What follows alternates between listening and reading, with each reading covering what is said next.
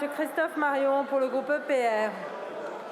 Merci Madame la Présidente. Ma question s'adresse à Madame la Ministre de l'Agriculture. Depuis quelques jours, les actions des agriculteurs reprennent en Loir-et-Cher, comme partout en France. Panneaux communaux déplacés, radars recouverts, banderoles sur les grilles des sous-préfectures placées ce week-end à l'initiative de la coordination rurale. Et hier, la FNSEA et les JA ont annoncé une reprise des manifestations le 15 novembre prochain. Il faut dire que la situation est catastrophique et nous le savons tous depuis déjà plusieurs mois, qu'il s'agit du tournesol, du sarrasin, du maïs, du sorgho. La récolte n'est toujours pas terminée dans le Vendômois. Pire même, et c'est du jamais vu de mémoire paysanne, les emblavements sont impossibles. C'est donc la récolte 2025 qui est désormais menacée. Si la colère est grande, le désespoir conduit parfois à l'irréparable.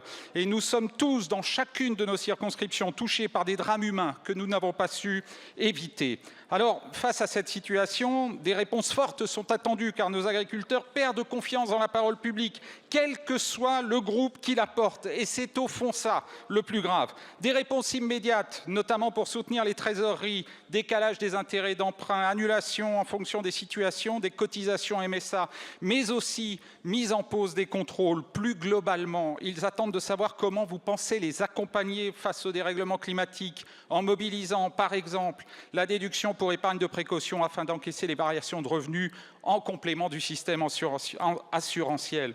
Enfin, au-delà de l'urgence, encore les mêmes sujets qui restent entiers.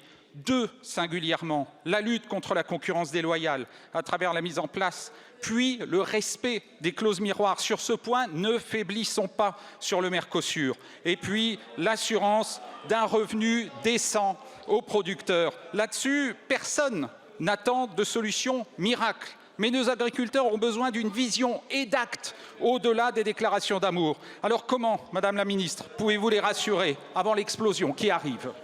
Je vous remercie, mon cher collègue. La parole est à Madame Annie